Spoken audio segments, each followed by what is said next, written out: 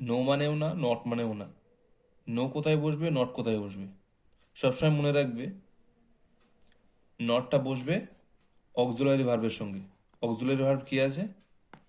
B verb, have verb, do verb আর modal verb can, could, shall, should, may, might, must এর সঙ্গে not not বসবে। কিন্তু auxiliary ভার্বের সঙ্গে কিন্তু নো বসবে না। তবে যখন জোর দিয়ে কোনো কিছু বলবে শুধু হ্যাভ ভার্বের সঙ্গে বসবে। হ্যাভ ভার্বের মধ্যে কি আছে? হ্যাভ, হ্যাজ, হ্যাড যেটা আছে ওটাই বসবে। তবে আমরা একটা এক্সাম্পল দেখি। আই হ্যাভ আ বুক। আমার একটি বই আছে। যখন বলবো আমার বই নেই, ঠিক আছে, I do not have books. আমার বই নেই। এই যে ডু নট, এখানে কিন্তু নো হবে না, ডু নো হবে না, ঠিক আছে। অক্সিলারি ভার্বের সঙ্গে কিন্তু নট বসবে। তবে আমরা এইভাবে বলতে পারি, যদি আমার বই নেই, আমরা সিম্পলি বলছি এখানে I do not have books, আমার বই নেই।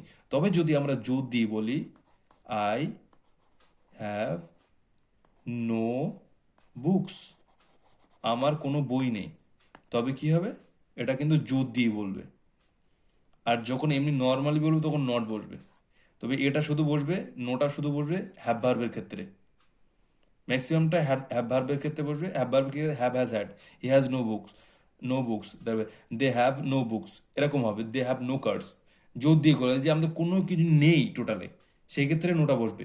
কিন্তু নোর সঙ্গে নো, অক্সিলারি ভার্বের সঙ্গে কিন্তু কোনোদিনই নো হবে না, ঠিক আছে। অক্সিলারি ভার্বের যেগুলো আছে তার সঙ্গে কিন্তু নট হবে, যেরকম do not, can not, should not, তারপরে may not, have not, has not, do not, does not, did not, এরকম হবে।